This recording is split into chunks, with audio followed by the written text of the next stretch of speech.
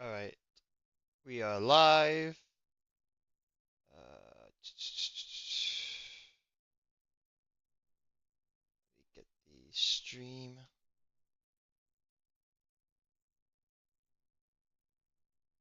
Stream. All right, as we wait for card holder.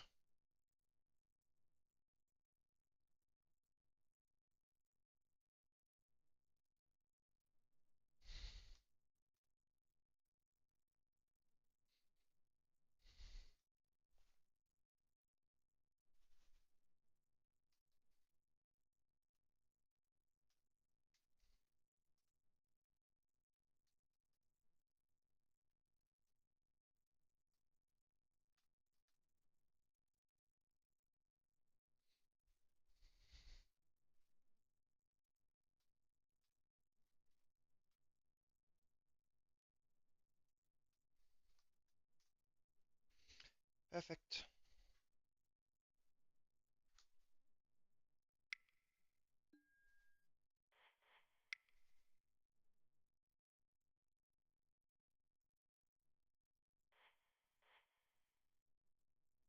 Hey, come on.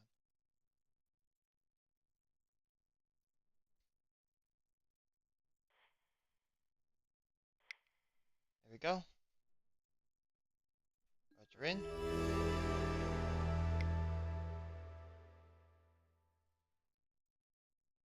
We update.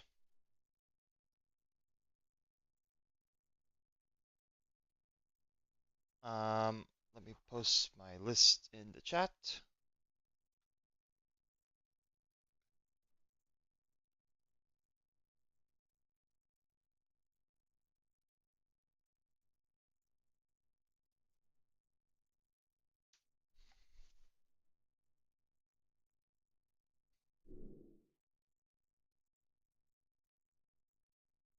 This sucks. Is there any way? Can I refresh chat? Refresh.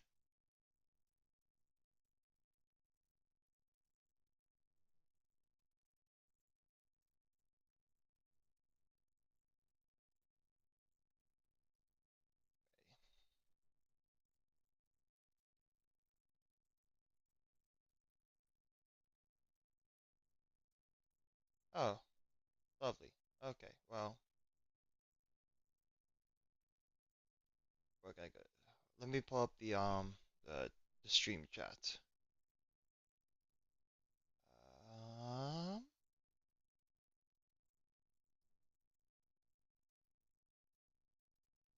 YouTube Studio, content, I think. Live. Go. If I go to the video itself, then can I pop out the chat? I think. Live. Yes. Chat has been popped out. I can type into the chat. All right. Well, I'm waiting. Let me help this guy out.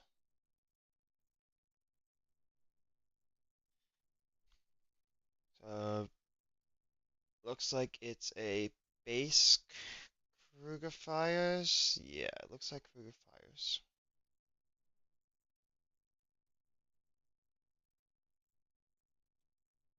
Let me zoom out a bit. Maybe he's gonna need time to look at or even being baleful mastery feels bad.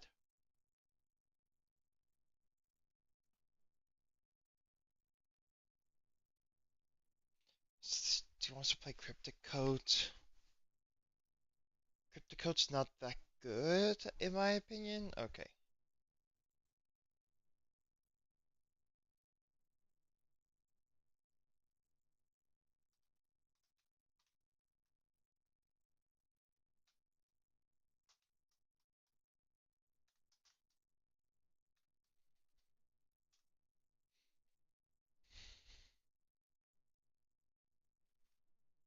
stream is in.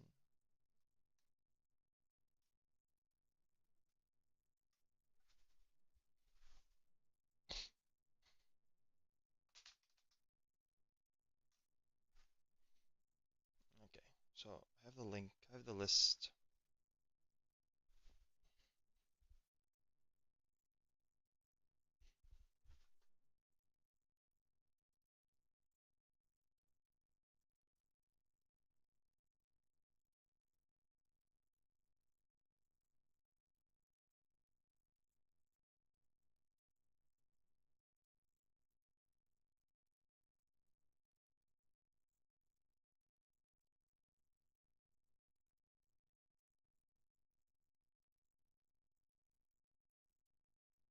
Right. Let's take a look at this list. Alright, so it's Kruger Fires, Rampaging Frostodon. This deck seems okay. It's okay with it. Force Reapers with Lockdown Verdict. Not super high on Void Friend when you already have Leyline Binding.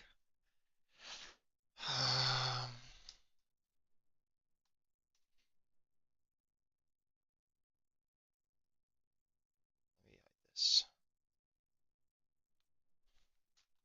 Um, Pioneer.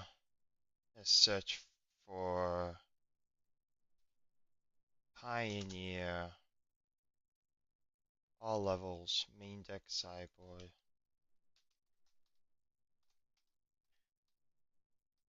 Gonna look for decks with Kruger for the Macro Sage. I think Goldfish might be better to do a deck search. Deck search. Kruger. Sideboard. Um, Main deck. And then no Enigmatic.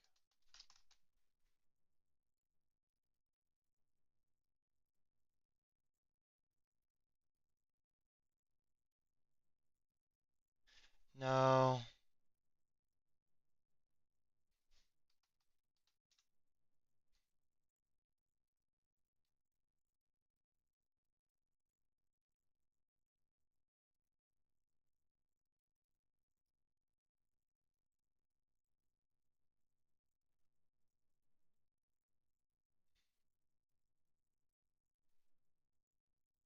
Okay, so let's take a look.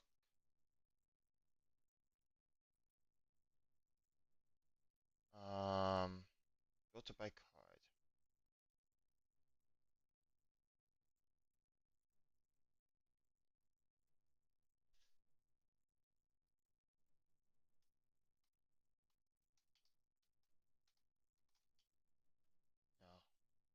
No. Oh,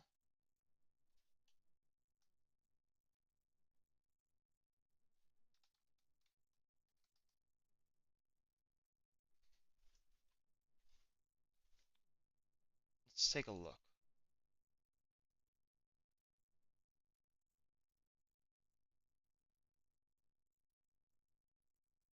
Um, you don't have access to that channel. You should have access to it.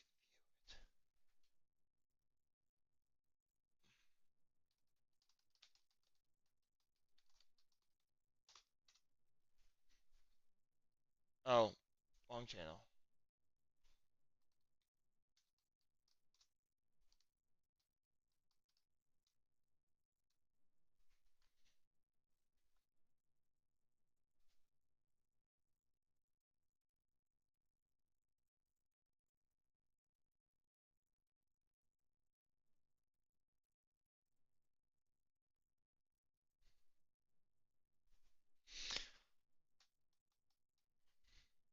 Ruga. Let's take a look. Not enough data. Lovely. Okay. Oh,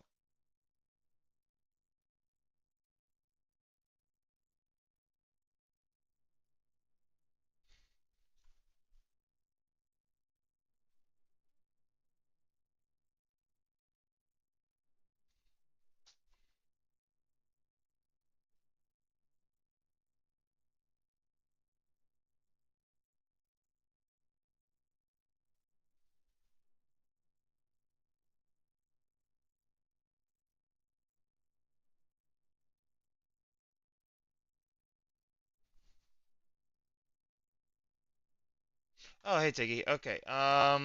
What I'm doing right now is looking at decks. Trying to figure this out. I see Kruger. Why do you want to play just generic Kruger fires, and why do you want to play Cryptic Code in it? Is Cryptic Code like your plan for the top end to get around fires in a sense?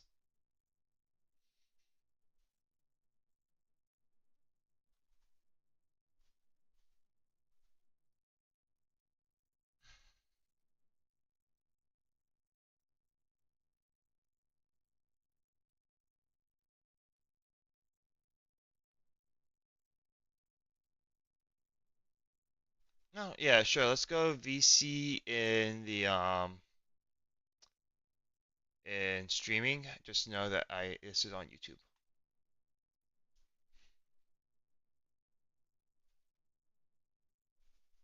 I'm in the Discord.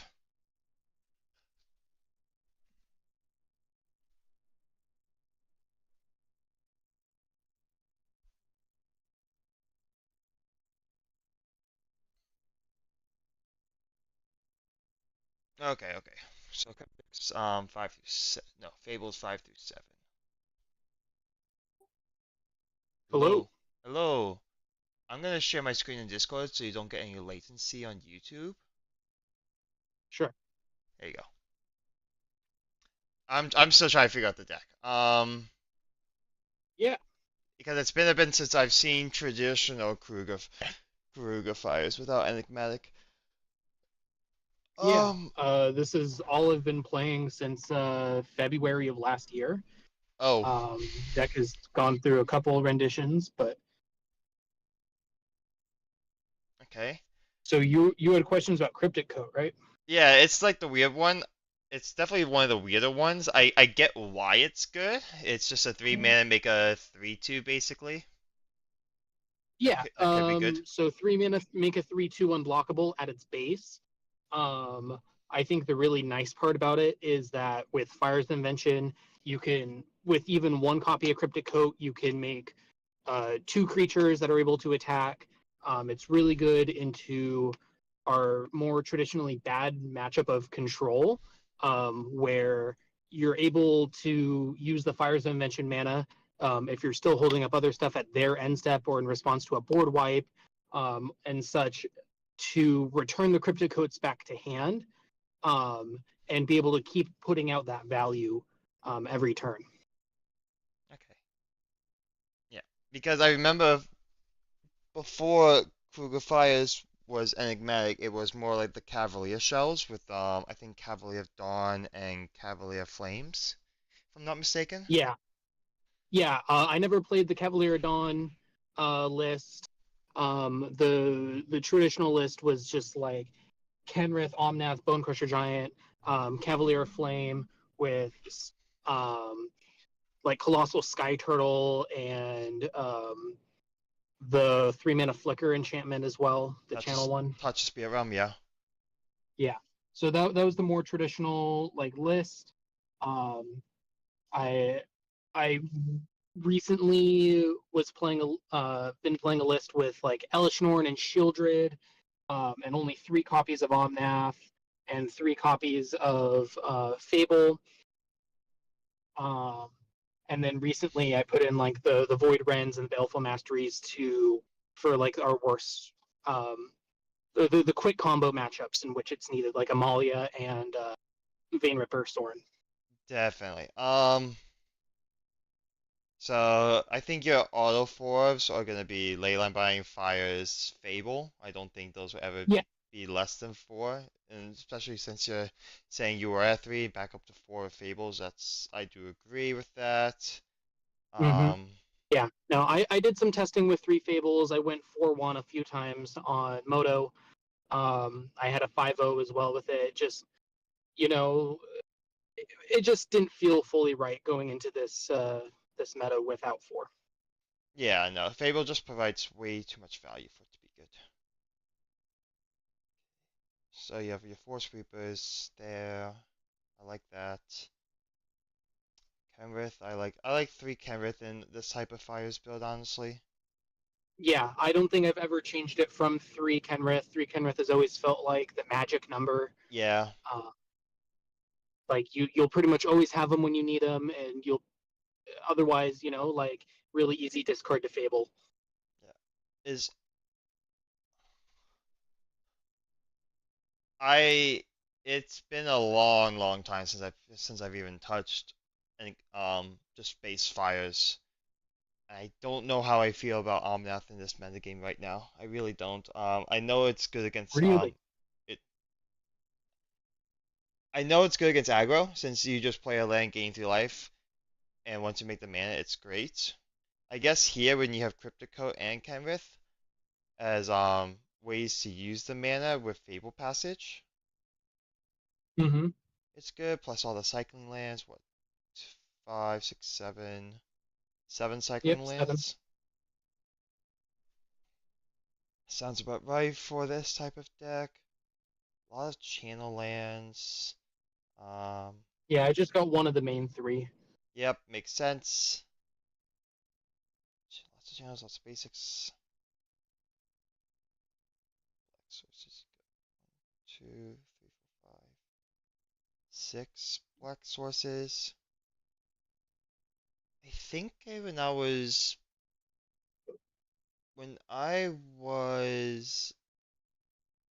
in Atlanta, how many black sources did I run? One, Are you counting four, Fabled five, Passage as a six, seven. black source? Yes. Oh wait, I Okay, miscounted that. I got I should be seven at with 10. one. Yeah, you had 10. That's why because I only count one Fable, not the full four. Um, so four, five, six, seven, plus the three fetches. You had six without the Fables. Seems fine for the number of black sources when you want to hard if you need to hardcast Fable if necessary. Um, and I guess you have enough to actually get baleful. Okay, black source count seems fine. Not sure on the exact math on basics and triomes and all that and everything Yeah, else. it's been a work in progress. I think from my testing, I've never like really whiffed on a lot of things. Um, like I think recently I changed a Jetmir's Garden into a Savai Triome, and then um, the a Dragon Skull Summit into a Stomping Ground. Kind of just like moved around a couple things. Yeah, yeah, just moving the lands around. Yeah, makes sense. Uh, you want to add Shieldred to the list, basically? Yeah, I used to have Shieldred in the list. It's it's a little bit harder now. To add her in. I could remove a cryptic coat for it, um, and go down to 2 cryptic coats. That was my first initial idea, because I like having the like 8 pieces of spot removal, um, for the very quick metagame that we Yeah. have. Uh, yeah, Is there a world? Because, well, you have what, 15 plus the 10, so you have 25 permanents. You have, well, 28, only 25 non-lands. That's probably fine, yeah. Because my question is, if you're looking to cut Shieldred, I'd rather cut an Omnath because you still keep your same mana curve. yeah. Like, I'm tempted to say that, but I know how Omnath can just take over the game sometimes if the game goes long enough. But say the Shieldred can kind of do the exact same thing, except it doesn't draw a card, but you gain the extra toughness. And Shieldred Krug is really good going like turn 4 fire Shieldred, or turn Yeah, 5 like Shieldred by Kruga, play Kruga, like that type of thing is very good. Um, but at the same time, like Omnath Shieldred isn't bad, where you play Shieldred, play Omnath, you like get some immediate value off of Shieldred, or off yeah. of the Omnath, without playing a land. Um, yeah,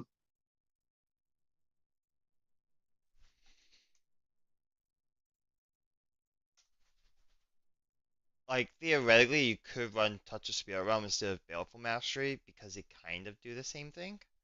I know one temporary gets rid of it and one and this permanently does. Yeah.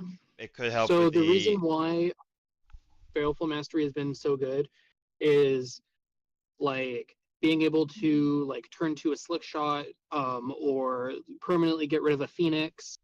yeah. Also, just being able to deal with planeswalkers in general, so it helps shore up the control matchup a little bit for the people who are still on like worm creativity. Like it's really really good there in the game one. Um, you know. My gut says cut trim the fourth for the Okay, Shieldred. That's my gut saying this. that's that's where I was on my last list. So you're probably right. Yeah. Um. Sounds like you've had a lot of success with a lot of the cards I'm asking questions about. Anything in the sideboard you Yeah. want to change at all, or do you like the sideboard? So the sideboard's all right. I'm not sure about. So my local meta, right, is going to. I live in Arizona. We have a lot of control players here. We have a lot of like Amalia combo players here, and a decent amount of like red, black, and vampires players. So that's like what I'm most worried about. Um, You, I think in the matchups in which I'm bringing in Damping Sphere, I don't necessarily need Karuga. I would love to have room for like a fourth mystical dispute, or being able to get rid of a temporary lockdown in the sideboard because I'm running the Supreme Verdict main board now. yeah, I was thinking I I think this lockdown on the sideboard is unnecessary. Yeah, Um, because in my sideboard, like I was running an Ashiok. I wasn't, and I was running Unmoored Egos for the combo matchup. yeah. So I used to be on Unmoored Ego. It's always felt a little bit clunky, That's fair. unless it's game three. So because game two on the draw, tip most of the time, like it's not great, or game three on the draw, it's not great. Um, I feel like we need something a little bit faster than that. Yeah, I I think I did was test out on. Ashiok, Yeah, Ashiok was but decent when I was playing it, but this was a heavy black build, and ended up having to sacrifice a Leyline of the Void, I think, for the Ashiok. oh, and that makes your mulligan math really awkward too. It does, but at the same token, like Ashiok kind of does the same thing in the Phoenix matchup. Yeah, but and Ashiok is like better in the Amalia matchup as well, preventing them from doing Court of Calling type shenanigans. But they can always just have like a turn three win, Yeah, you know, and then you just lose. no. Basically, anytime I'm facing Molly, I says, okay, I need to get past their turn three, and then after that, I should be okay. It's not that bad. So, Yeah, like, I think yeah. against Amalia, I was bringing like Ashiok, Radiant Flames, Mordigo. I forget. I don't think I was bringing Bindings. Can I pull up my sideboard guide? Yes. Radiant Flames is the 3 mana sweeper, right? Yeah, the domain That sweeper. uses colors. Yeah. Okay. Let's see. Um, all right. So against Amalia, I was bringing uh, Radiant Flames, Mordigo, Ashioks. I was bringing all that. I think I messed around the numbers. I don't think I end up only on. Oh yeah. So yeah, I brought in Radiant Flames, Mordigo, Ashiok, Mm-hmm. trimming Did I cut a Passager on the draw? What? I don't know what I was doing. Oh, I guess it's still fine. Like, Boseiju doesn't really do much, yeah, and if on the it you looks like need on if the you need the draw I extra cut a card, land in a couple of scenarios.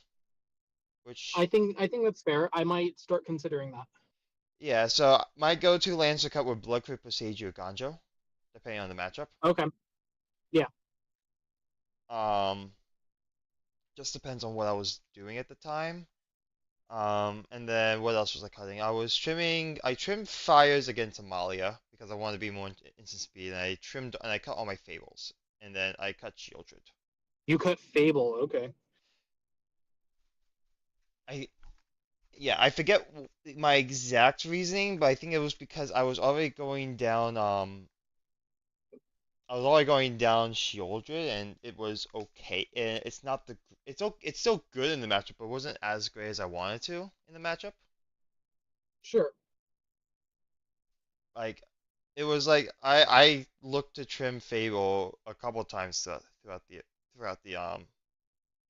tournament. So I cut it against Quint, some against Sack, some against vehicles, basically anywhere where I felt like it wasn't going to be fast enough because of how long it takes to Yeah. get going is when I looked to cut it. Okay. So it was definitely a weird choice. Cutting a land on the draw, I think it came out of a discussion I had with someone who's been on the Pro Tour.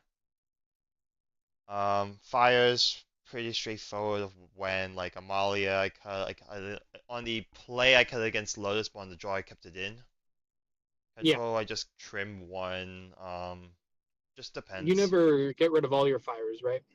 Not in this match. Not in Kruger fires for Enigmatic Okay. because you really care about those explosive turn 4, turn 5 plays. Yeah, where you go like fires enigmatic, sacrifice fires or whatever, and do a No, you bunch of don't. stuff. You know, On turn 4 you don't sack fires to Enigmatic. You typically want to sack fires the turn after you play Enigmatic. If you on do turn that then. 5. Yeah, if I go Oh like yeah, if so I you go can. fires Enigmatic, I don't want to sacrifice the fires. I want to untap jam 2 5 drops and then sacrifice fires. Yeah, that makes sense. Or like play 2 creatures, sacrifice, get Kenrith, go. Yeah. Okay. So it's how I treated it back in December. Yeah. My list for December is pretty whack right now. I was running like a 61 card pile because I didn't want to cut an Omnath. I had like a one of Nissa Resurgent Animist. Okay, Um, okay. the deck felt really good. I just ended up drawing like 15 lands every single game in all of my good matchups. So Yeah. I ended up going 2-4 in Atlanta. But Oh, you were there as well? I was in LCQs struggling and I never made oh it.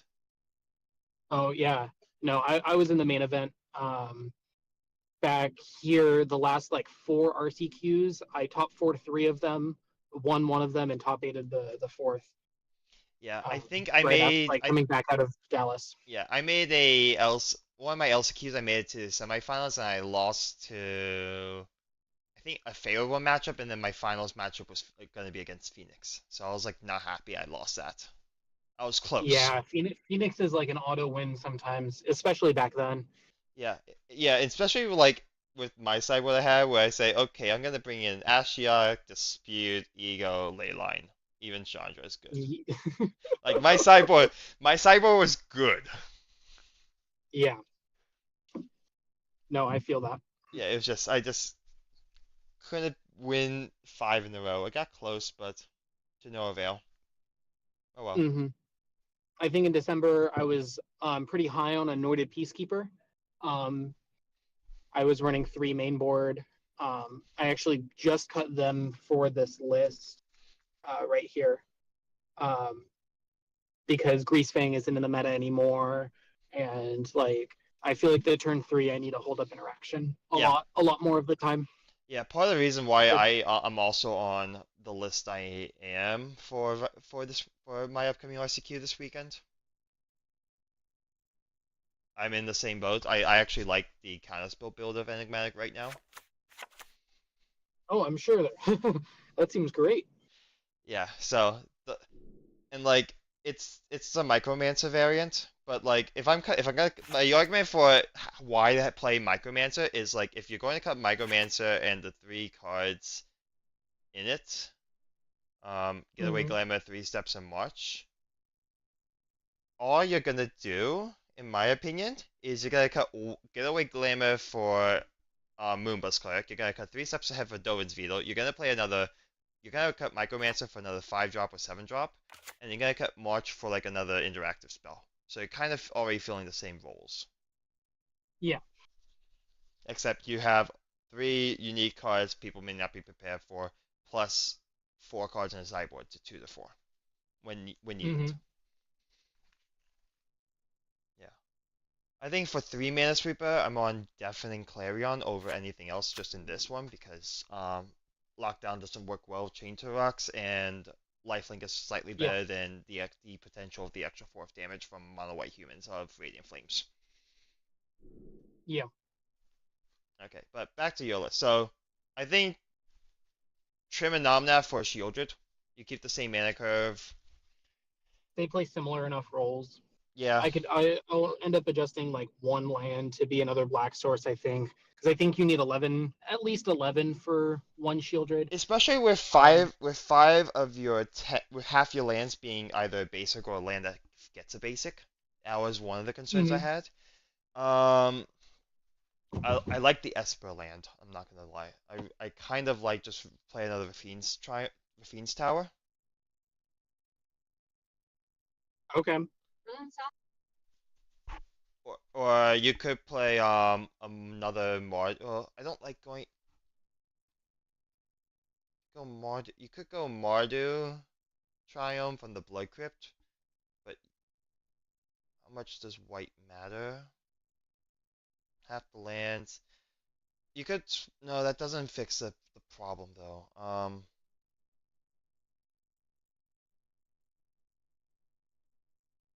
There's no reason to run Zagoth. Yeah. I may just say find a green land and turn it into a black land, basically. But you don't have that many Okay. to begin with. Like I don't think you want Zia Tours in this deck. What does Zia Tours Mm, work well with? Sparas, Hollow Fountain, Rogran. That's only 4 of your lands to get full. Ziator, yeah, yeah. You could go Grixis with this Steam Vents. Go Grixis, you work well with white green, which only works as Spara's headquarter. No, that's not good. You could go another. You could swap the Sacred Foundry, but Sacred Foundry, I would consider Sacred Foundry or Blood Crypt. No, Sacred Foundry because Blood Crypt's already a black land. I would consider Sacred Foundry for a Savai Triome. A fourth Savai. Yeah, one Sacred Foundry for a 4th Savai. You're not really messing up your domain count too much, and you don't Yeah. really care about the untapped land off of Sacred Foundry for Chain to Rocks. Okay. That brings you up to 8 triumphs, which is a little high with 4 fabled passages, which is awkward. You could always swap a triumph. Um, if you swap a triumph, I'd probably swap the Rogran triumph for a Raffine's Tower is another way you can go. Carbon Triumph. You lose a That does red. make the yeah, it makes the I don't. turn two Bone Crusher Giant a little bit more awkward. Yeah, I forget the exact math off of turn. How many lands you need for that? Do you use Frank Carson's article? Sometimes. Let's see. Data sets. DFC results for 60. Oh no, this is how many lands, how many sources.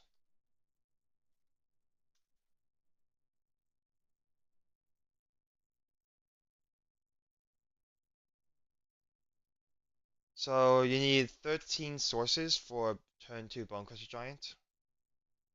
Where do you have 1, 2, 7, 8, 9, 10, 11 plus the 4 basics? You technically have Yeah, Fatal enough. Passage is weird on the math in there because they come in tapped. And you don't Um, typically play turn one, but yeah, then they don't technically, count. Then they if you don't play turn 1, then they do not count. yeah. So you only have 11, so that means you can't cut a red source. What's your white like? You want you want 11 white sources. Well, no, you want more than that because for lockdown, you want 18 white, which is never gonna happen. But 2, 7, 8, 9, 10, 11, 12, 16. You're pretty close though. 16 is very respectable, honestly. Um, White, blue, black. You probably want this. Do you want this turn two, or do you want this later? Turn two. Turn two. So you need. Well, black is. Well, I got looking to add one, so I'm not worried about black. Red, we just did. Or blue rather. Blue rather is just cryptic coat. Yeah, Cryptic just. Code and Void Rend. Void Vent's technically harder to cast by one source, so that's you need 13 blue. So I think I only have like 7 or 8. one, two, three, four, five, 6, 7, 8. You have 12. Oh, that's not bad. Yeah, because you can count Fatal Passage because you're playing it on turn 2. Yeah. And we needed how many for that? 13? That's not bad. I should be writing this down, but I'm not. And then green you use literally just for Omnath. Yeah. So, uh, green for Omnath, you need 11 green sources. 1, 2, 3, 4, 5, 9. One, two.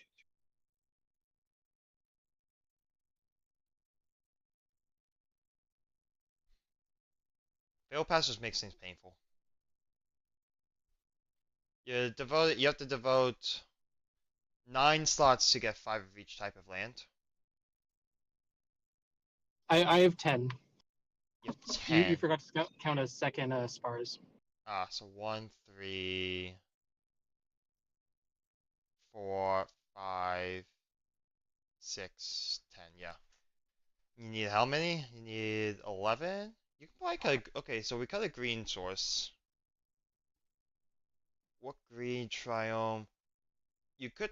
No, I don't want to turn Spar. I like Spar's headquarters. Because Spar's headquarters pairs very well with your primary base of Survive Triumph. That's like your core. Yeah. Um, This is tough. I'm telling you. yeah, It's a no, very, very small balance. I'm going to show you a spreadsheet I worked on yesterday. I have 5 different tabs. Well, I had a base and I had 4 different mana bases I was building, and that took 2 hours, and we still messed up on the mana base Oh man. because it was 35 lands total, including the MDFC. So 34 lands, one MDFC of Glasspool Mimic. And then we came up with a 35 land shell that did not include Glasspool Mimic. So yeah, that was fun. Um, Yeah, doing land math for Yorion seems Not really. I mean, you not have fun. you have the access to the numbers because Frank Carson did this for 80 cards. Okay. So, and I literally had a tab said, okay, what's the hardest cards to cast and when do I want to cast them? Yeah. Let's see. Fires of Invention ruins all the math too because getting that on turn 4 is like a priority, and then at that point your lands don't matter. But Yeah. Yeah. So you want a red source, you want the black source, you probably want a white source. yeah. So that screams Savai Triumph. Okay. If we play Savai Triumph and we're cutting a green, what land can we cut?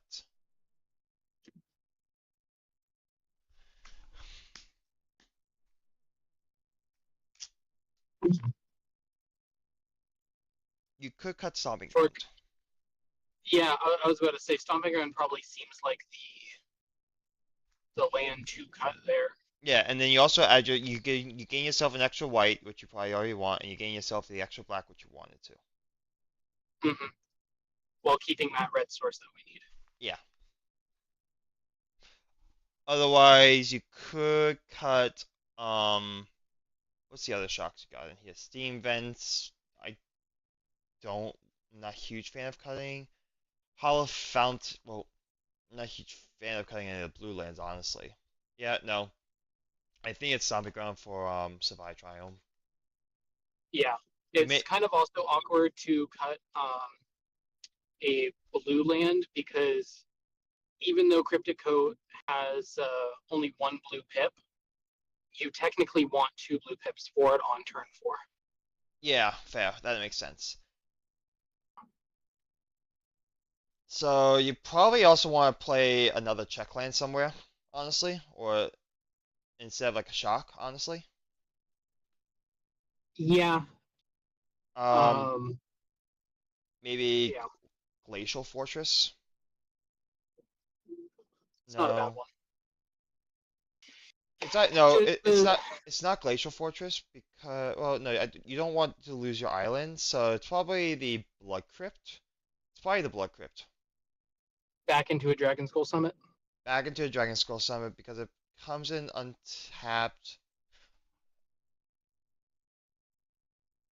Probably. I'm not a huge fan of losing your islands given your mana base and for Yeah, domain. So it's I'm probably not a huge fan of losing my islands either, considering that I've got 3 cards that kind of desperately need them on turn 3/4. no, it's not blue sources. I'm talking about specifically the island type. Oh, okay. Yeah, for domain. Yeah, Yeah, for domain. I think Blood Crypt is the one you can get away with since you're adding Stomping Ground for Savai Triumph.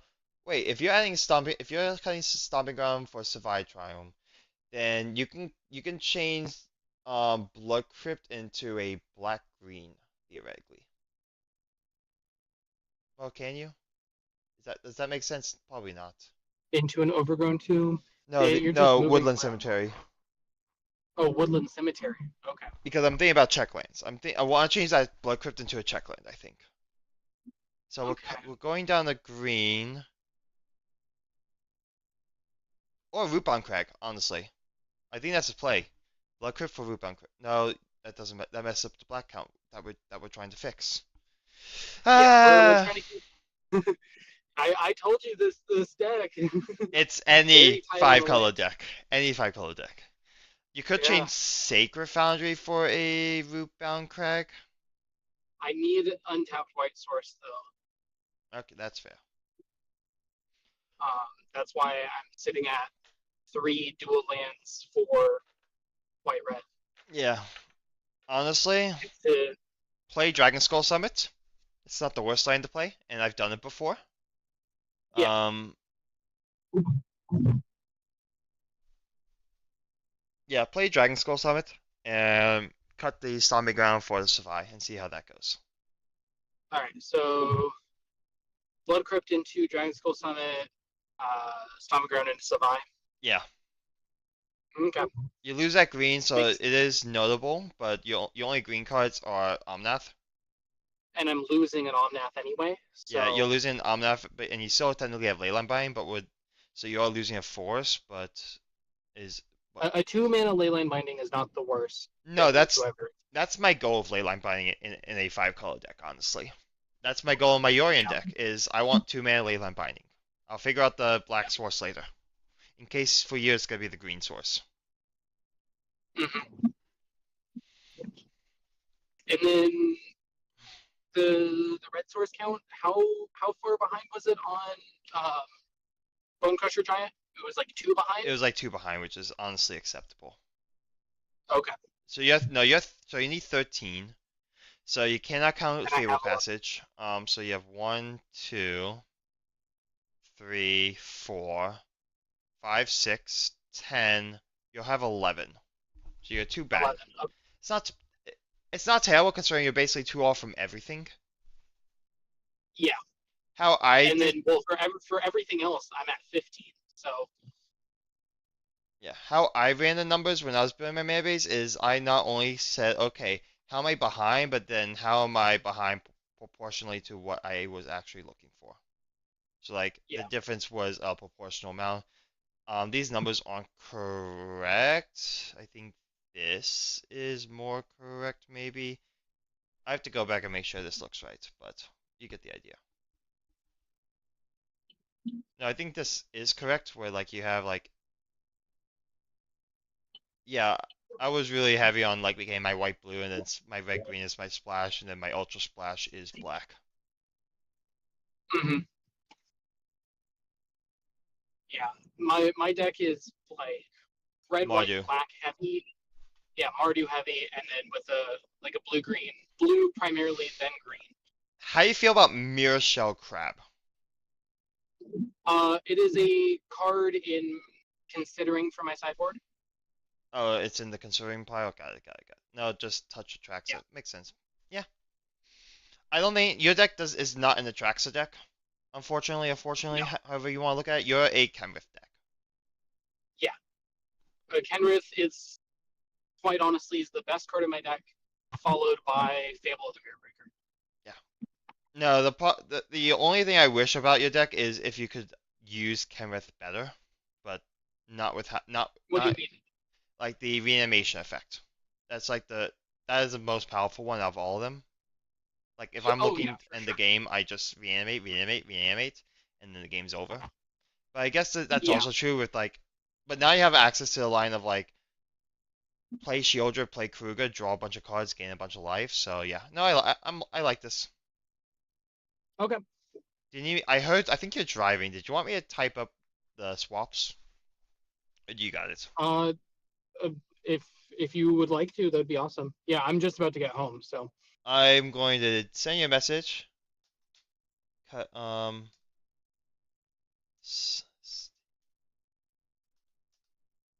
Stomping ground, blood crypt, and for Savai, um, Dragon Skull, and Shelly. There you go. yeah, appreciate it, man. Nada. I wish you doing an RCQ this weekend, I guess. Yeah, I'm doing one on Saturday. Um, this new RCQ season's interesting, where if you win one, you can keep entering into them. Yeah, it's gonna make some very interesting dynamics later on in the season when people may just concede for the prizing. Yeah, I'm not sure how I like it, but you know, My problem we're with not it, there yet. my problem with it is because now stores can have more than one or two RCQs. So now Hmm. you're gonna make the event almost like should be almost like a 3 day event because Atlanta was brutal and I didn't play in Yes, it. yes, Atlanta was crazy. It, I had a yeah, friend made day one of two my and friends made day two. yeah, I was like, Go ahead.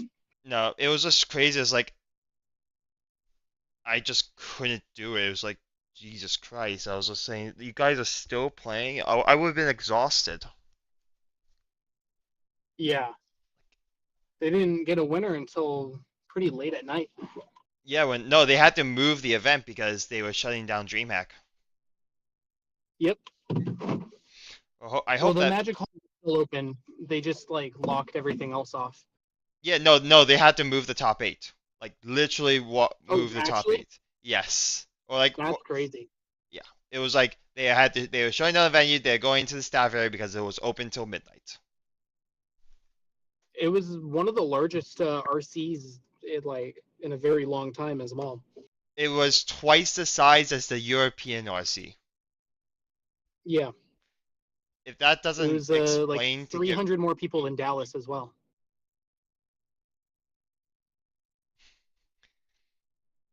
there was more people there than Dallas.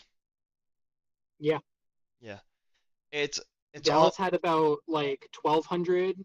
Um, Atlanta had just about 1,500 people. yeah. Like Atlanta was the biggest RC ever. Yeah, There was no reason for it to be. and they try to squeeze on over across the course of 2 days, no. At that point, you kind of need to make it a 3 day event. I don't know how you make it 3 days and how you do cuts, but How do you do LCQs on a 3 day event?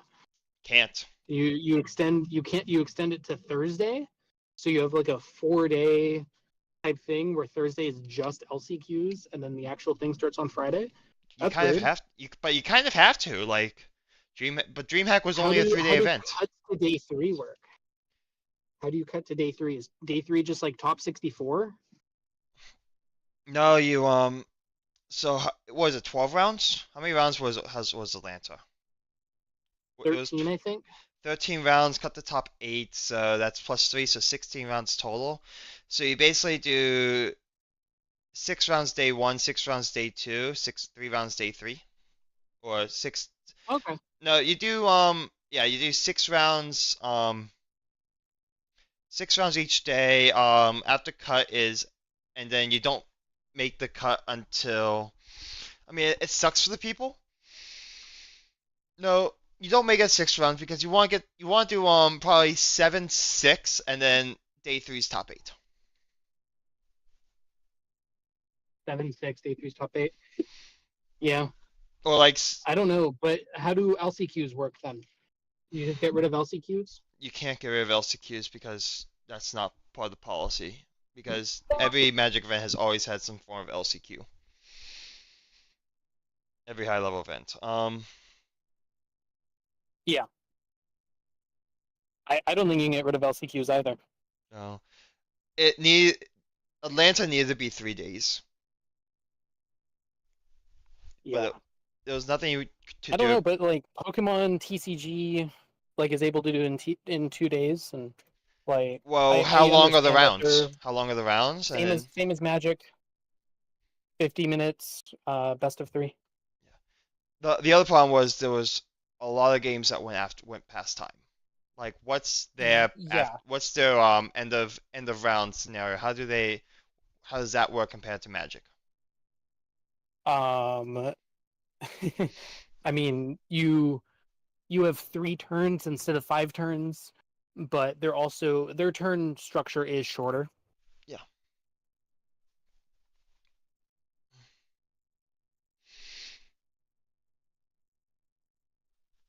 Like they don't have like their control decks take much shorter of a turn once they get to turns than um like Magic Yeah. decks ever could.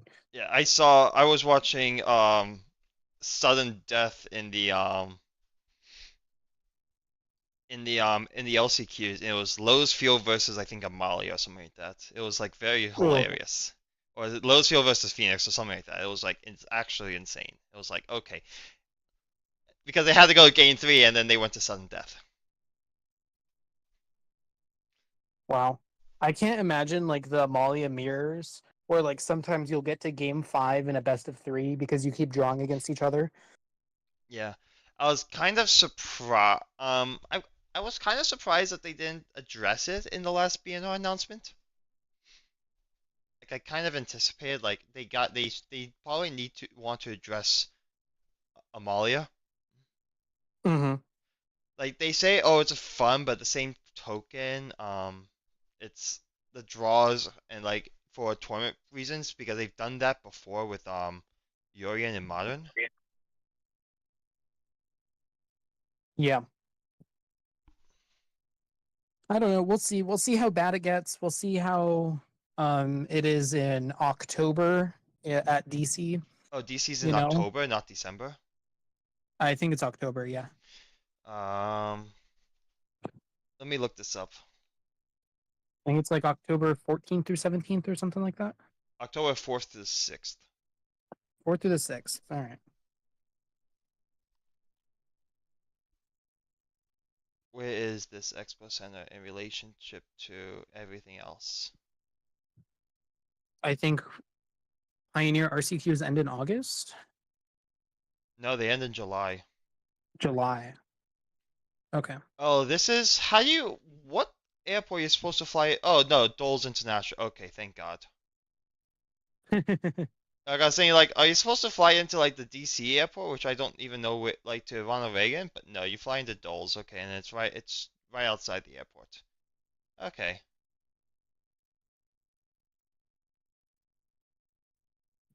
it's a small convention center, honestly. Yeah. I don't know if you've been there at all.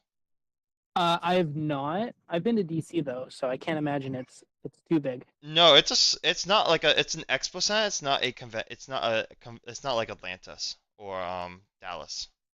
Oh, okay. Like it's an expo center. It's like it's the same size of a Walmart basically. Oh, Like a Walmart so all of that's Supercenter. in there. So if you compare the size of Walmart Supercenter to the Expo Center, they're about the same size. Okay.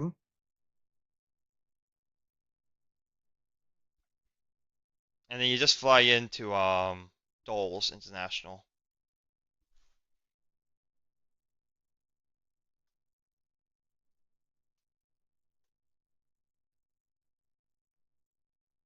Who flies into Dulles?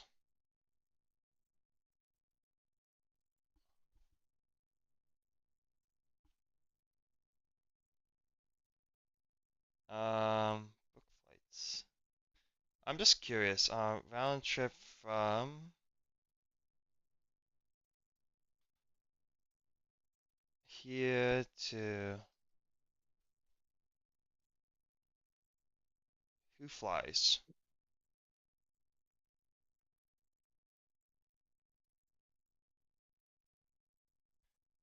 United and American got it. Okay,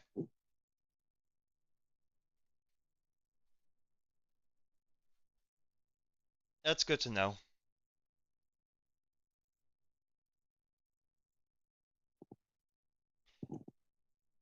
So if you're flying into Dulles, you're gonna want to fly in on United or American. Looks like it's their hubs.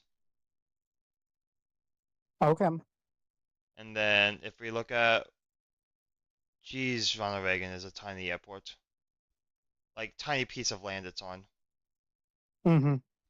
It's got what, three strips and they're all intersecting, so it's like only one plane can take off at a time. Oh man. Um, looks like Delta or American? Why American? Southwest. I guess this is the one where like I see Delta, America, Southwest into Ronald Reagan. Okay, interesting.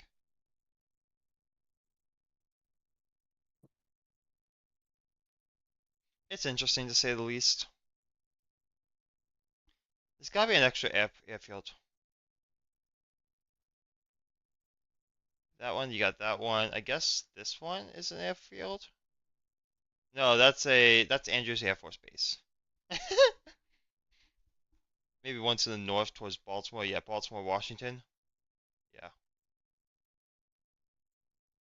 Baltimore, Washington only has two airstrips. Jeez.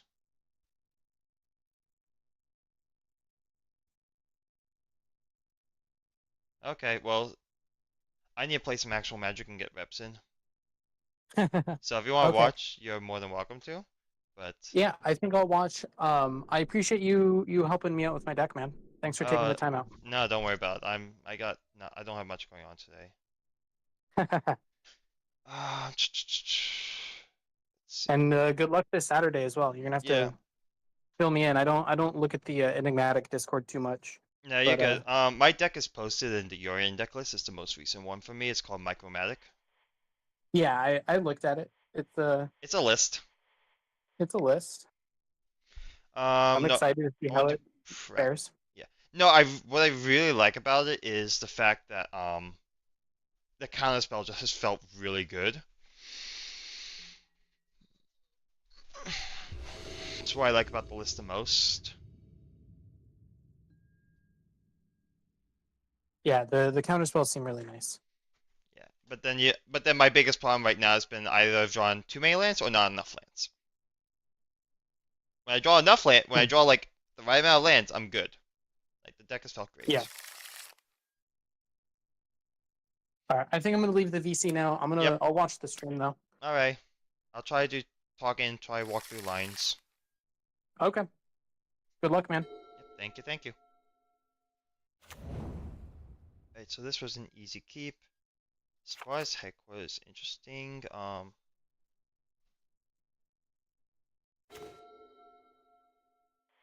didn't want to go down to 6 here. Looks pass. Pop out Yuri.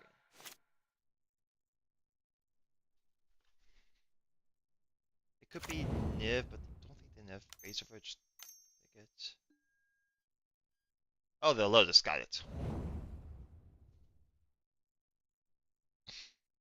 Oh, we got this. So we are going to lead on Sunpetal Grove and pass the turn. Gonna use this normalize on something.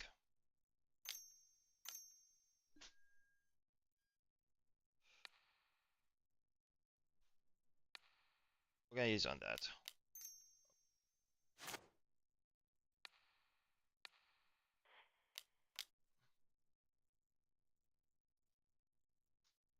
Not dealing with strict proctor.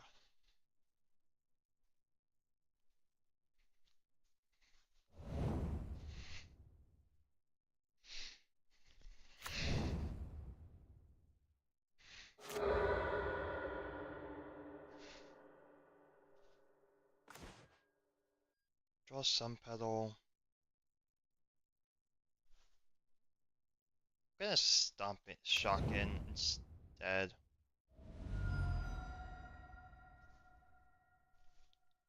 I don't think they can go off.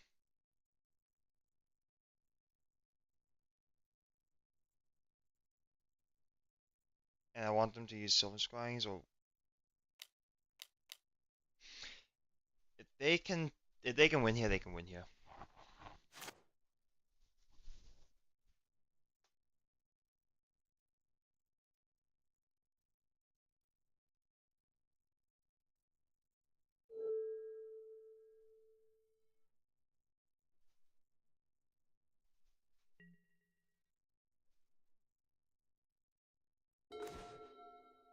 Interesting.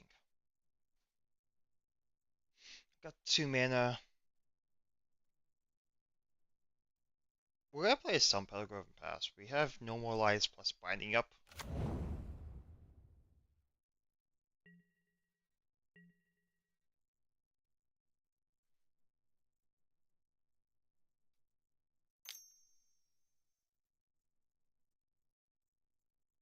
Oh, they're playing the Charm here.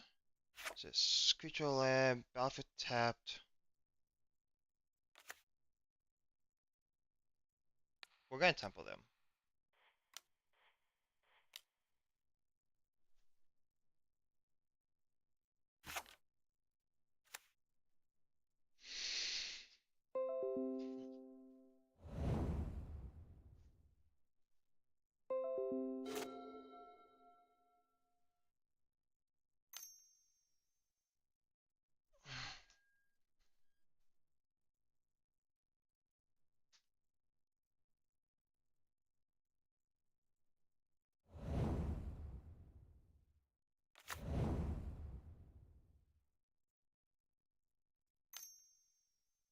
Yeah, it was my Yorion.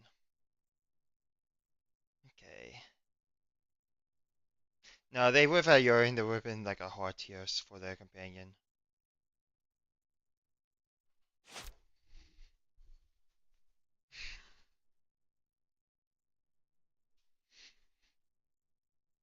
I'm trying to run them out of resources right now.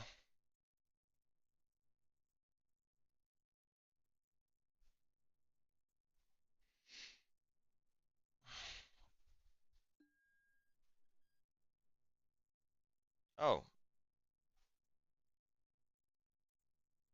if you're just passing, I'm pretty happy with that.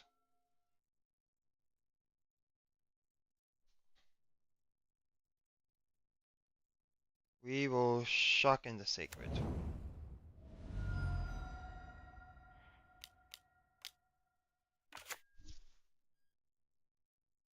pass.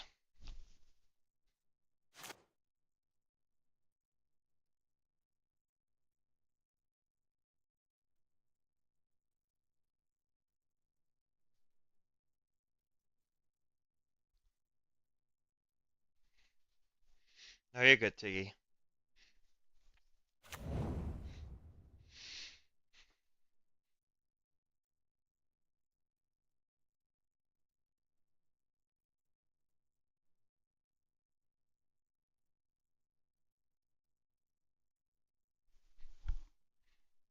They're like in an awkward position where they can't really do too much.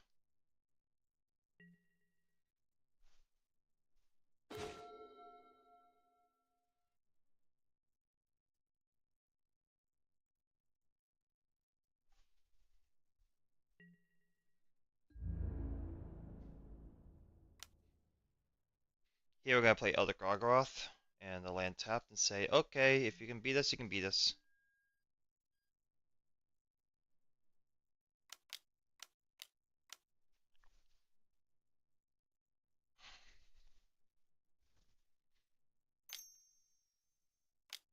Yeah,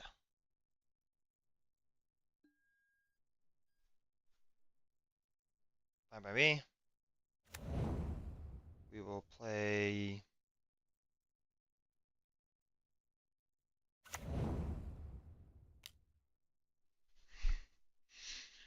We're gonna just make as many 3/3s as possible. So 7 plus 3 is 10, 17. They're dead in 2 turns currently.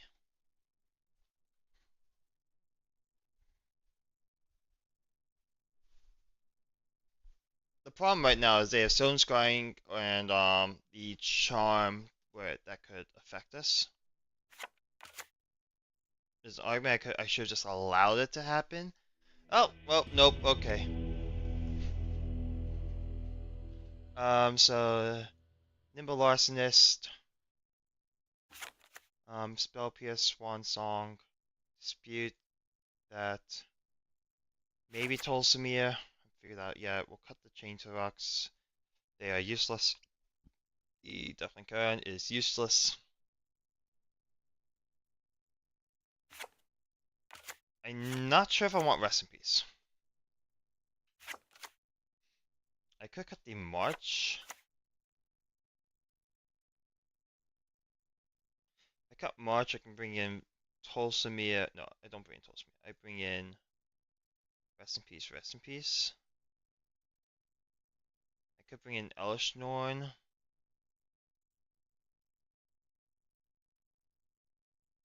For that, try going more of the, I'm going to control the hell out of you. Yeah, seems fine.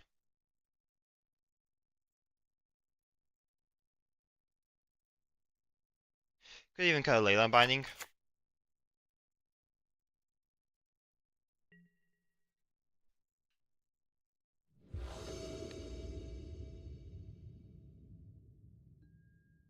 I don't know what build of Lowe's are on, and I haven't played against Lowe's enough to have a really good idea of what they're on. This hand's great. We'll keep this.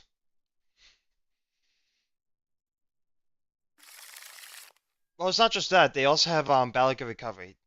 Just in general. I always assume they have Balaga Recovery. And they could have Leah. Leah cares about the graveyard.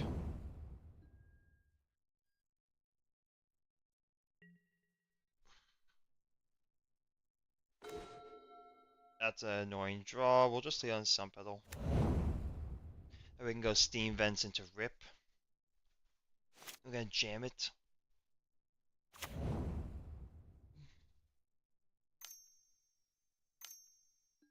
Yeah. Impulse. Next turn. They shouldn't.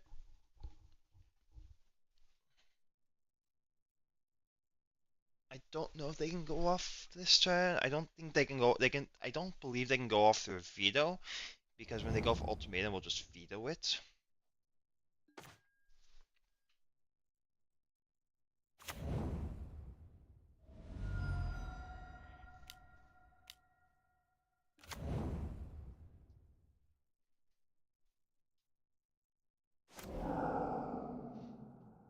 Shut off the yard.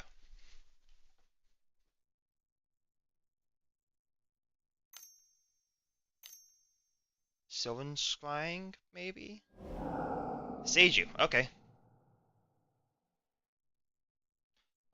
We want white, we want green, we want black. We want Indotha. Yeah, seems good.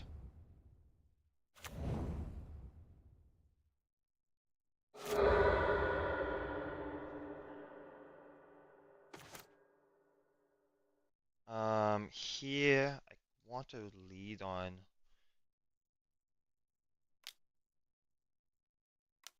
I want to lead on Beanstalk. I want to see what I hit, and then we'll play the island, and then we'll probably just pass, holding up veto.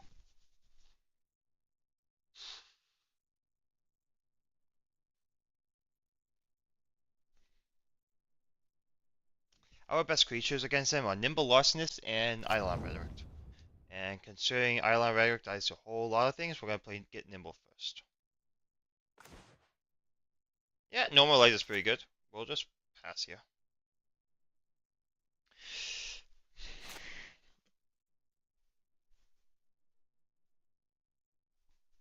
We'll pop out the Yorion so we don't forget it, but it probably won't be necessary. No land. We'll play Fable. Or you know what? We'll play Nimble Larcenist, and we will black, blue, white. Well, black, white. No, I have to.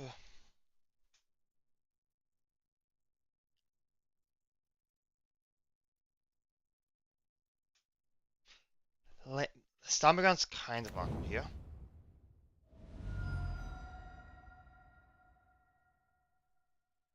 We'll play Fable.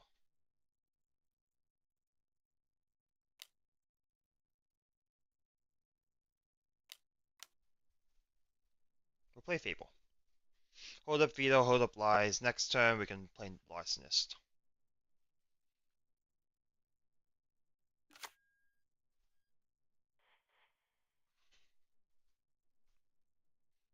Then we will pass until a response.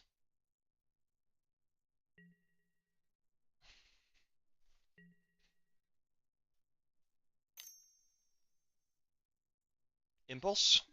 Impulse, that's fine.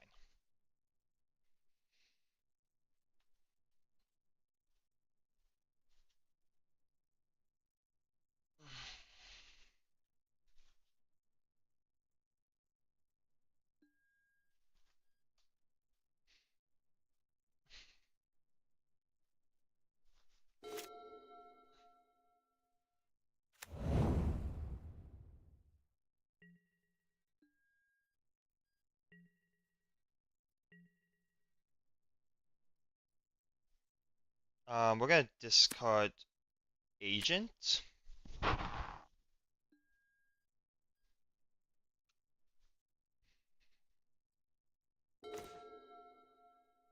We'll discard Agent and Sacred Foundry. Always yes. Always yield. I'm gonna discard these two.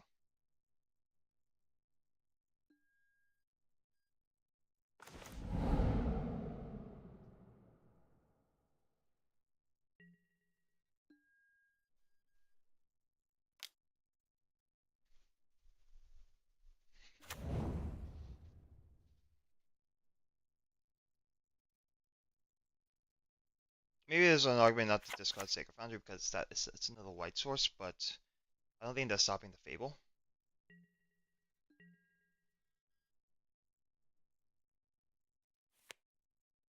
Blue, white, black. Play Nimble.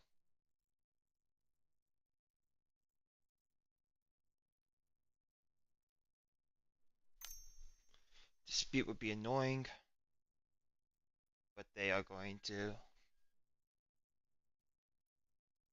Do I veto? I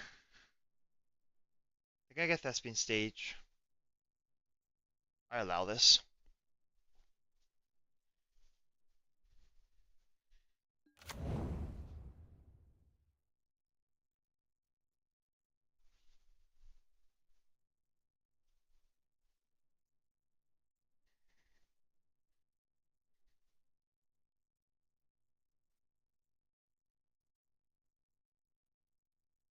Do they have dispute? No.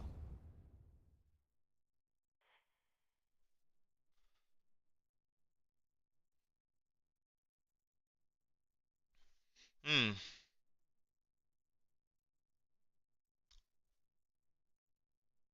Okay. So we are going to get rid of the ultimatum.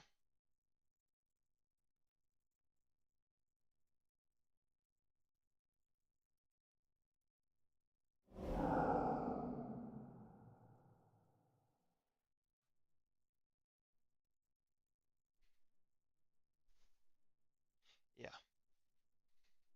We'll play the land, and then we'll hold up veto. They can't beat. Depends on. I haven't ran the numbers if they can hold up dispute and go for Leah.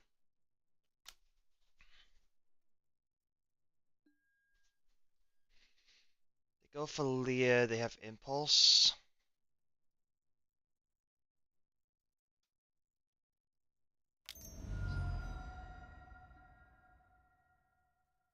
Oh, they tapped out. They are tapped out. We have to normalize this.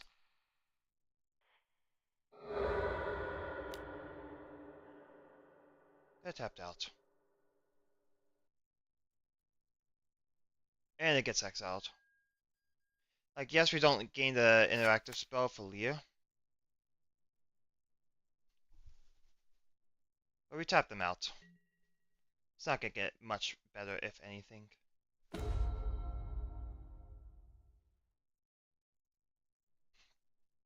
Um,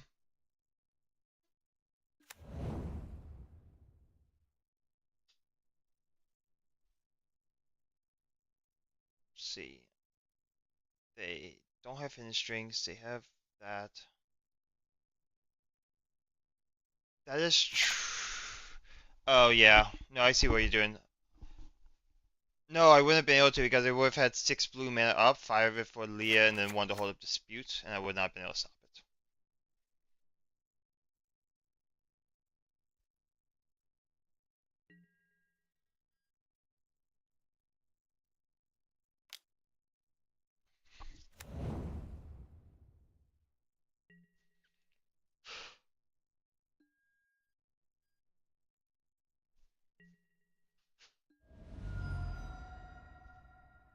1, 2, 3, 4, 5, 6, 7, 8.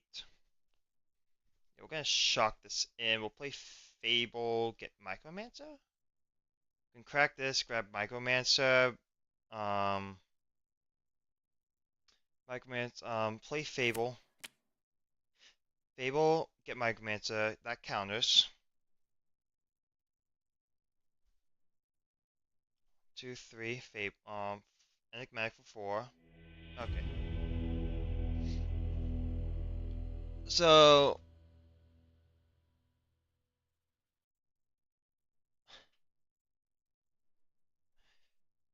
take ultimatum. Don't via the charm. You want to wait to count? Yeah, I do agree. Counter Leah.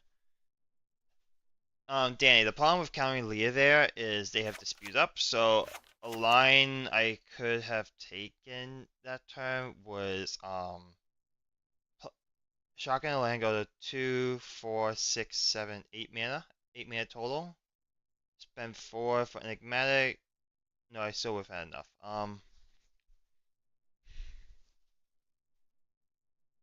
I think they're gonna get down Leah either way, so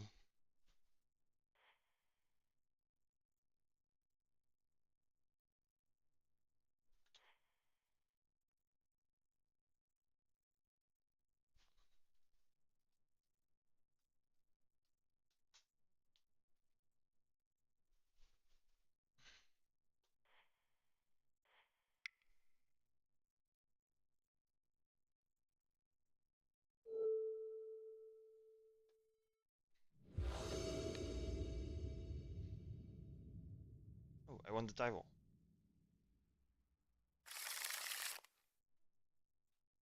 This is probably good enough. We can go in Datha, Ragran, hold up binding, or actually no, Ragran and Datha, hold up binding.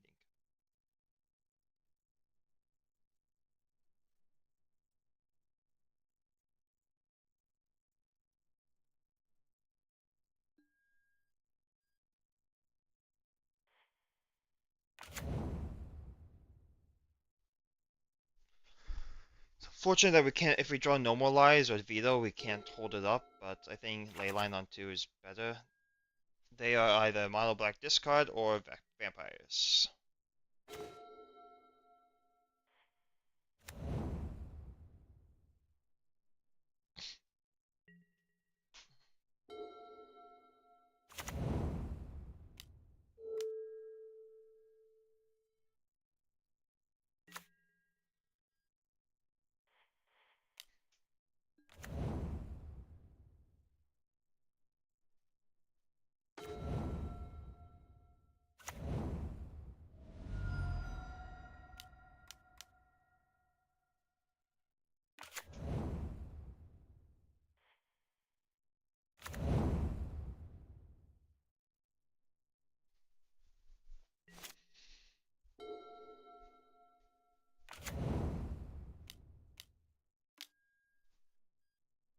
It's down to your right.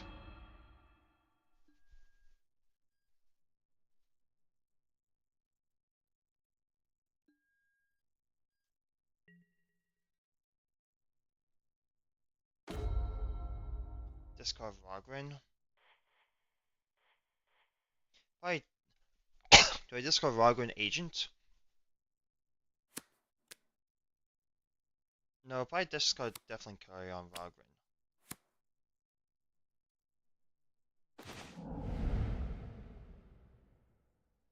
Lovely, more lands. Um, if I buy Yuri and it gets thought seized, it's unfortunate. But if they try to kill the Elder Gargoth, they won't be able to because I'll have the Fable token. Yeah, we'll play Steam Vents tapped. Plan to cycle the Spars headquarters later.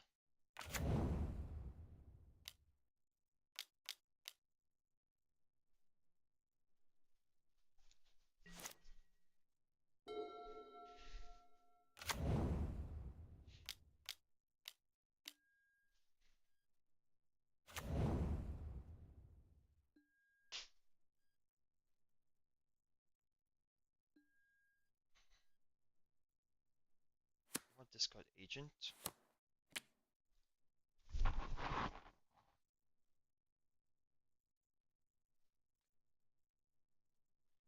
No, I'm gonna play the Yuri next turn. I'm gonna discard Spars headquarters.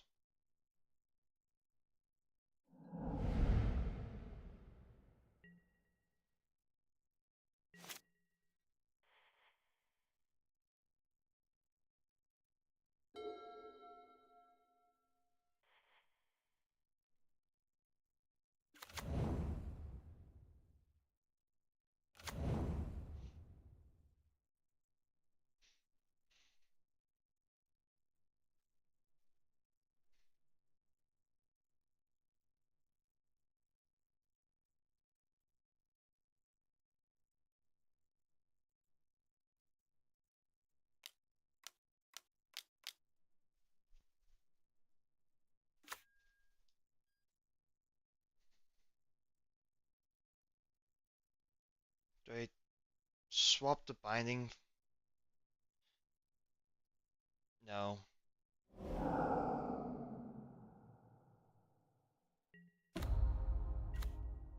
Worst case, I have double block Shieldred.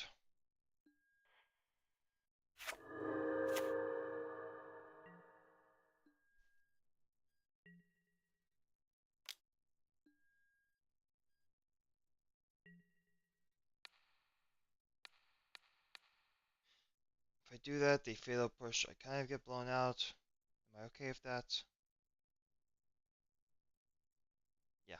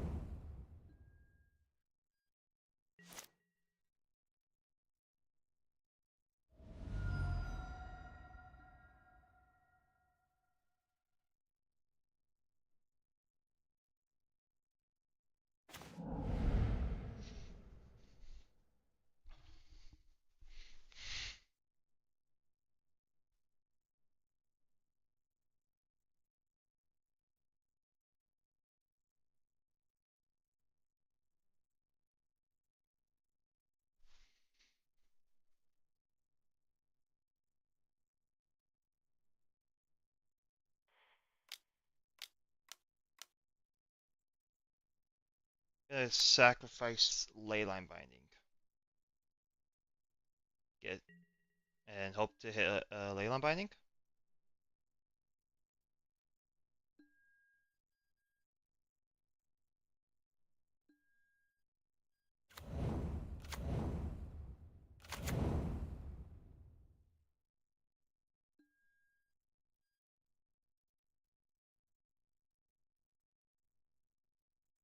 Unfortunate.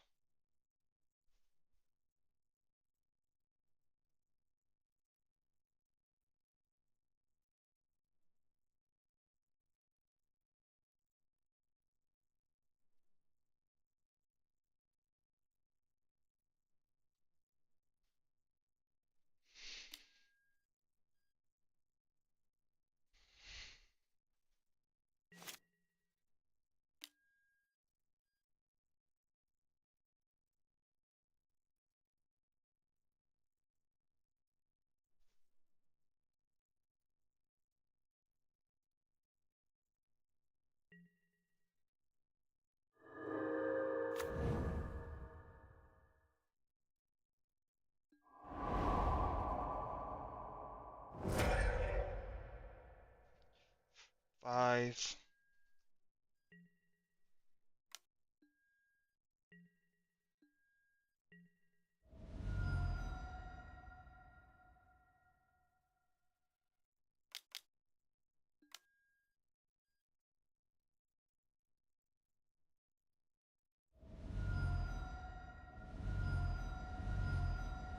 Yeah. Gonna deal Shieldred. Um. Want Nimble.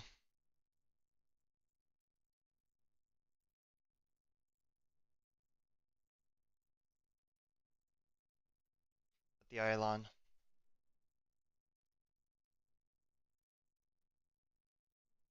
Could bring in Verdicts. If we're bringing Verdicts, what are we cutting?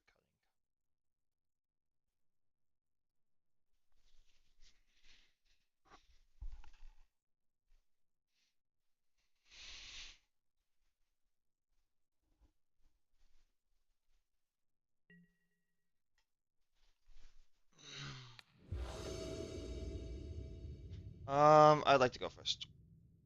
Reveal Fury. Keep this.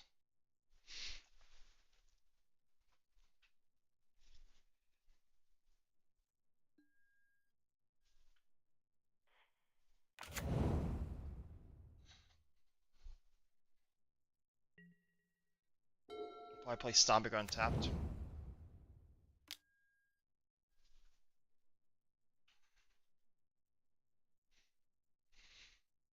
They take Enigmatic.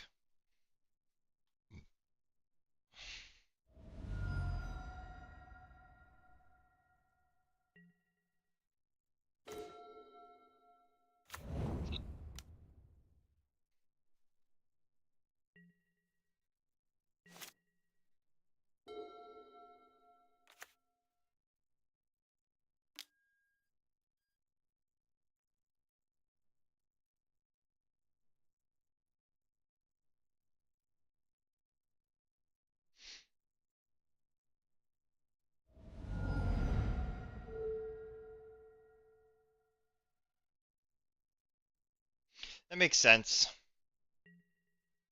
I was trying to high roll for binding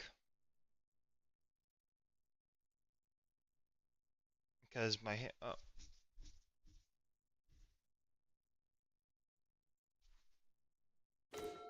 you know what? That's why we play these games.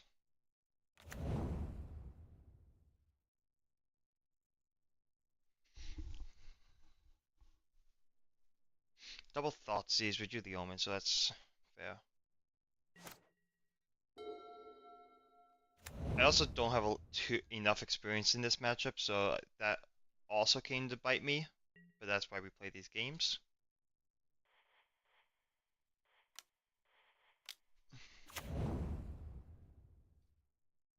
Um, I don't want the Stomping Ground. I will take the extra land.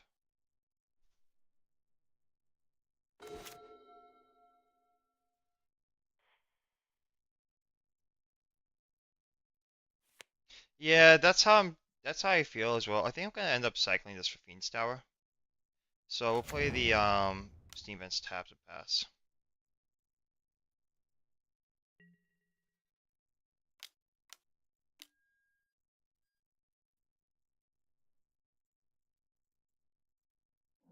I think I should have discarded Chain Rocks, not the Deathling Carry on. But I guess this deals with Shieldred. Turn off all. Oh, how do I turn off all yields?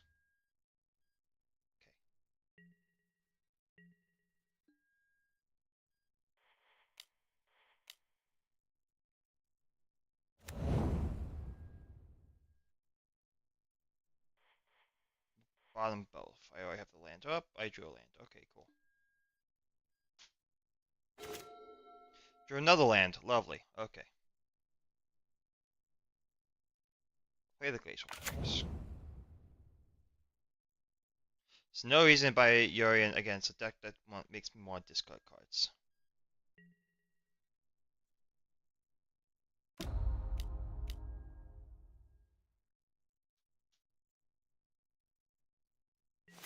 An end step, cycle.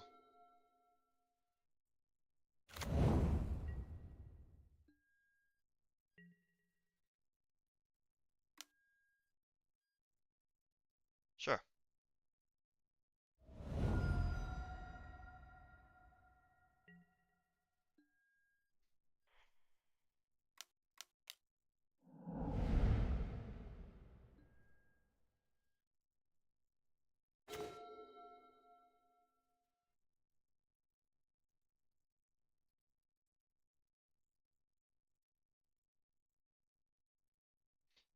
Right, I think I play Andatha here. Andatha, buy back, Enigmatic. I could also transform Heliod by Island Heliod, but I don't think that's winning me this game here, so we'll just do this.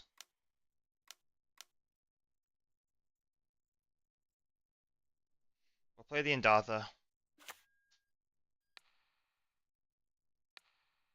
get back Enigmatic, force him to discard it again. We'll play the Island.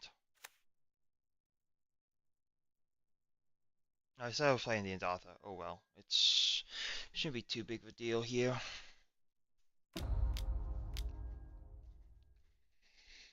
Here, the first thing we're gonna get is probably Wandering Mind.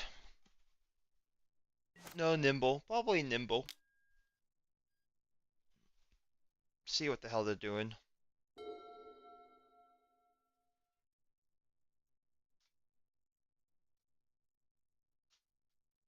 1, 2, 3, 4, 5, 6, 7. Yeah.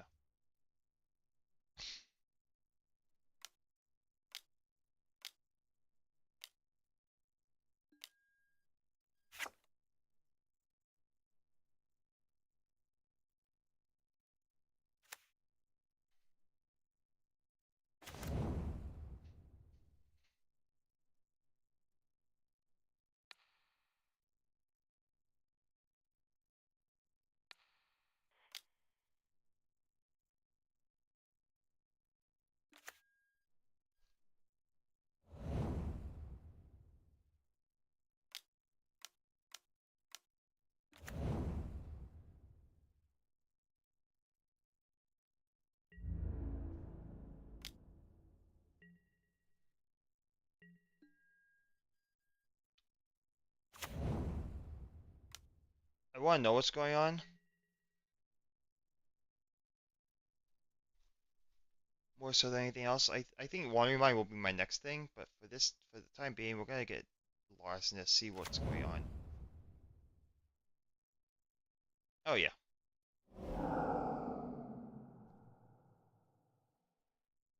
I should play in Doth. 1, 2, 3, 4, 5, 6, 7. Or we can Skyclave. Shieldred. Do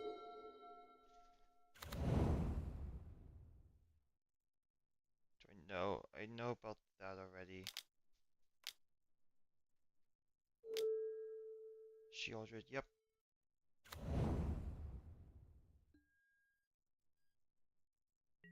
So they have the unknown that they drew for turn.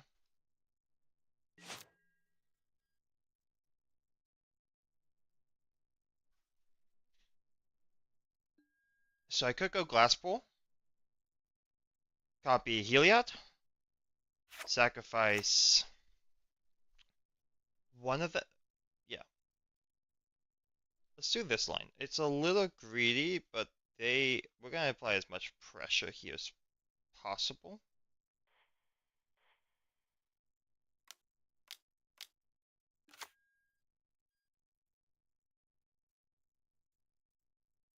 We will keep the original Heliod. We will target the Leyline Binding.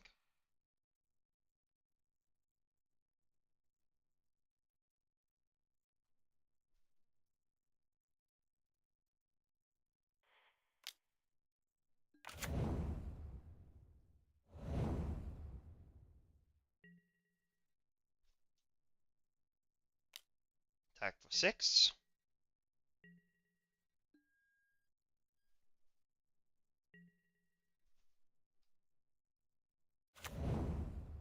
And steal your Shieldred.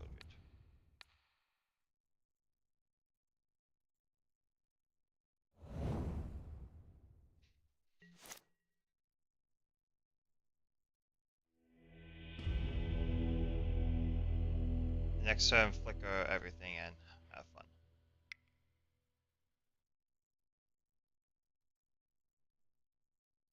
Yeah, pretty happy.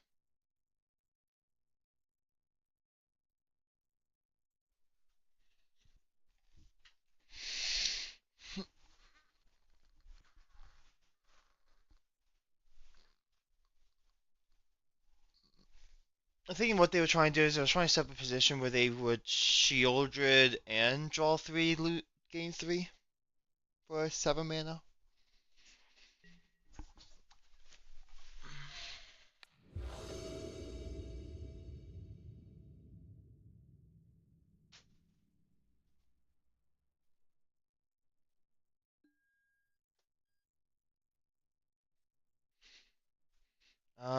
Cannot keep this.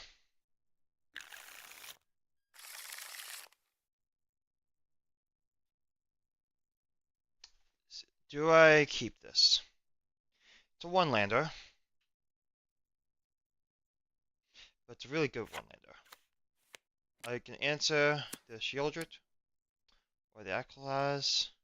Draw another land. I have 3 cantrips. I'm going to keep this bottom being the Omen. It is a risky keep.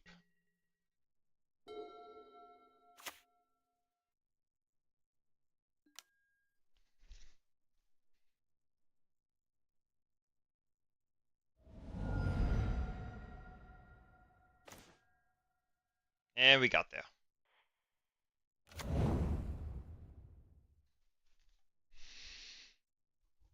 I think it's, in my opinion, it's probably one you can probably keep and get away with.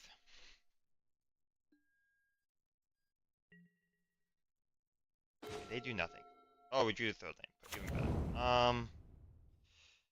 Here I kind of want to get Beanstalk down to set up binding.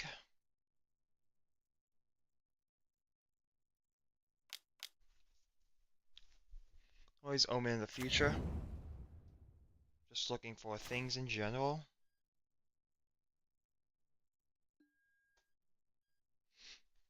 If they play a 3-drop, we can go Beanstalk Chain.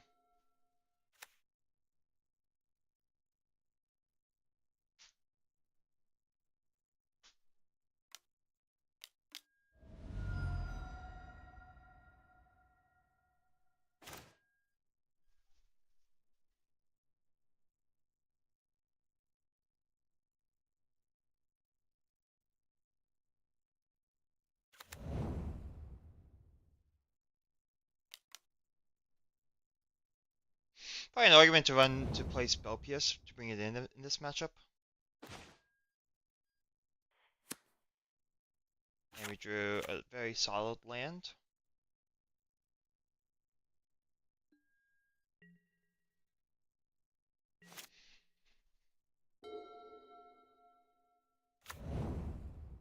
Do they jam? There's no way they jam here, right? Oh, they do.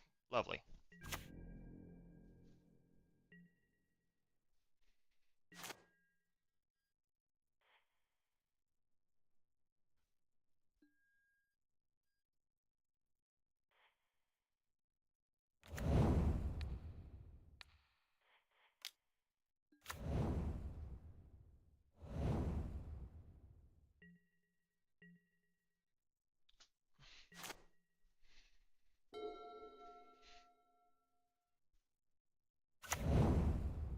Get a Field of Ruin.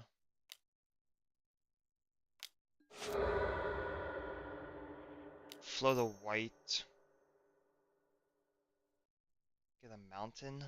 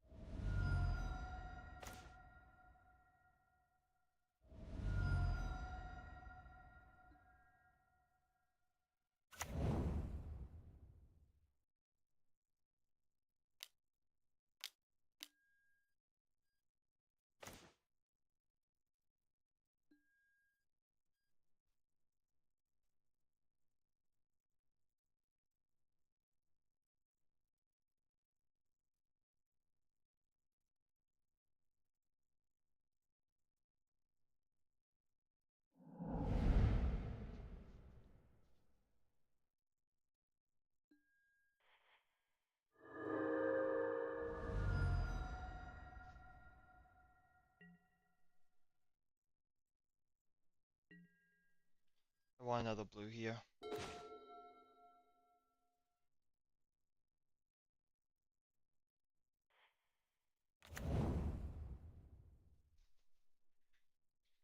I could play Micromancer getting a counterspell.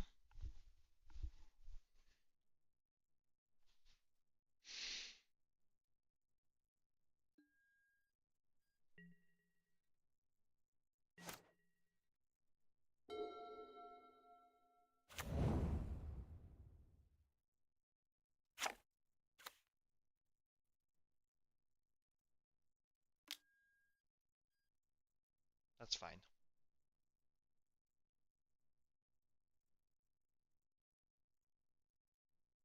You know what? I should have changed the sweeper to. I should have swapped out the sweeper.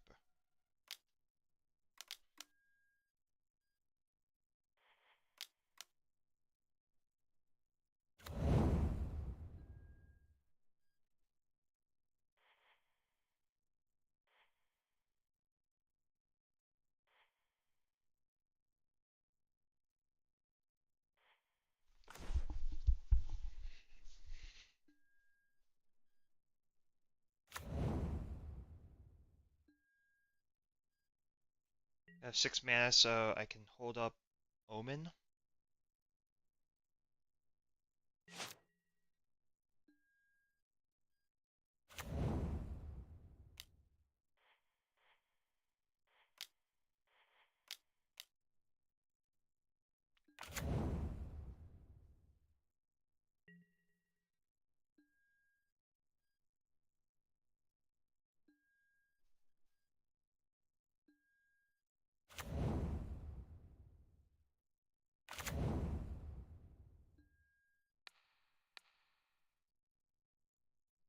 You begin thinking about Urian.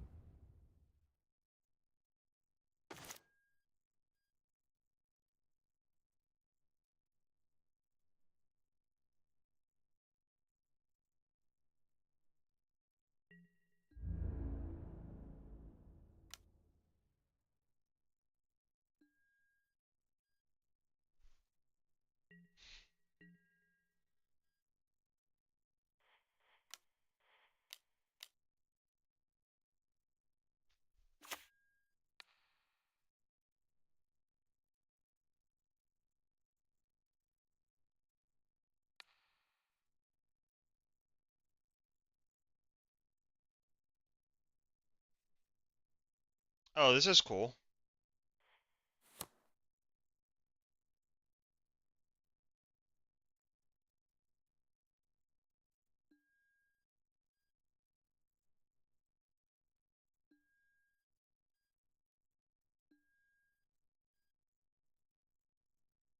Get rid of a beanstalk.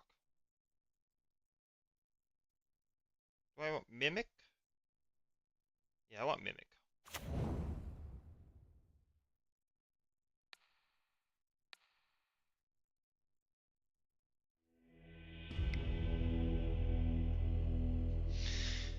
Alright.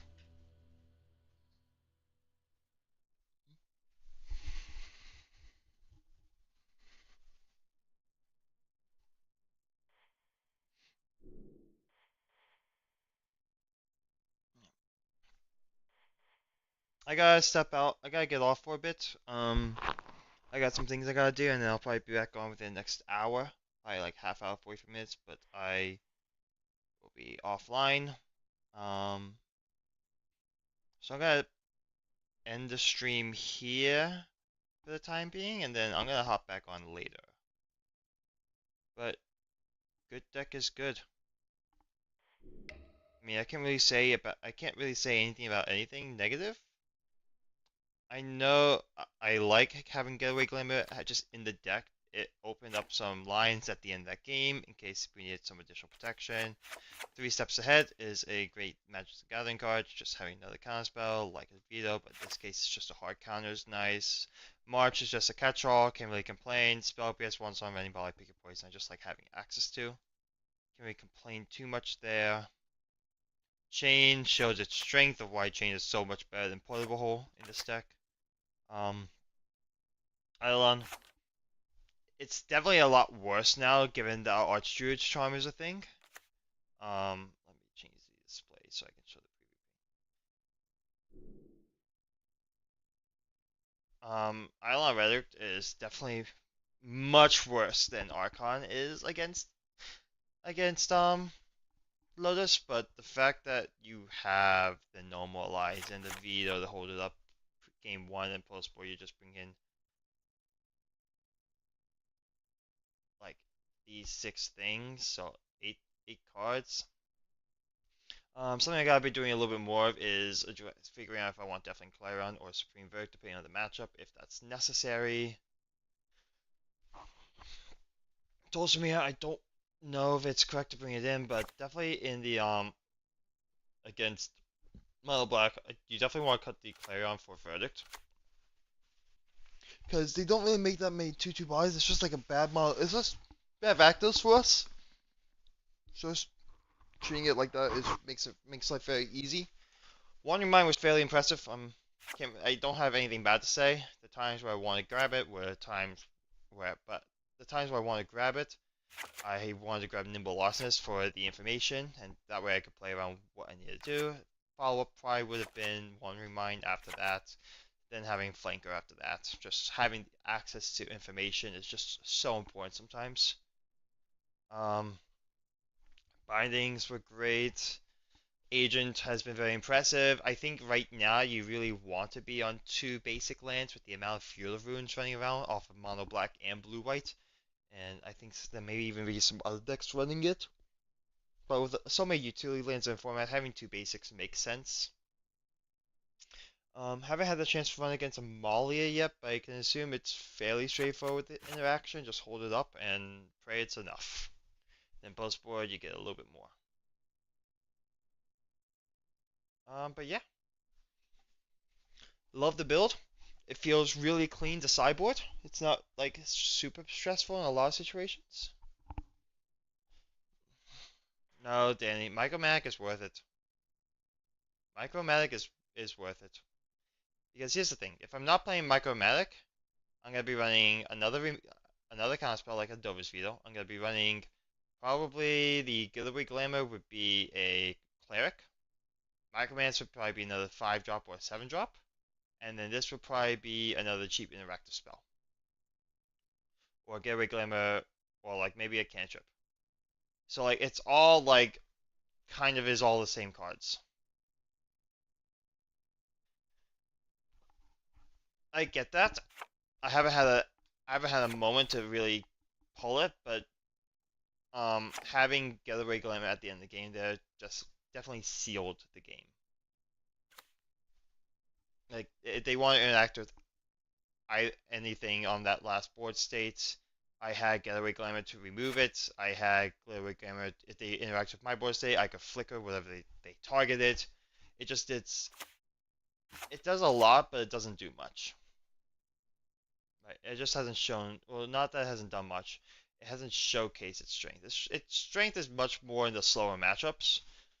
Um, but I'm gonna be if I want to run this because it also gives me access to the Spell Pierce, the Swan Song, plus the three extra spells. So it gives me access to 7 spells that do a wide variety of things. I'm definitely curious how this deck fares against Vampires and Malia specifically. Control, it's felt great against control. I haven't really had many problems with this build. The only problems where the only times I've had problems is when I either get flooded or I miss my land drops. If I just curve out, this deck beats control. Or if I just hit my land drops, because that's really what it boils down to. I lost on the ladder last night in Arena to a deck that's running Absorb and all that. I couldn't really get a grasp of its build, which really threw me for a loop, and I lost a very annoying game to say the least, where I really was never in control. But I think maybe that also has to do with like how I mulligan. But I like Micromancer. It hasn't done a lot, but it has done enough where I just want to play it, and this is the list I'm locking in for my RCQ this weekend.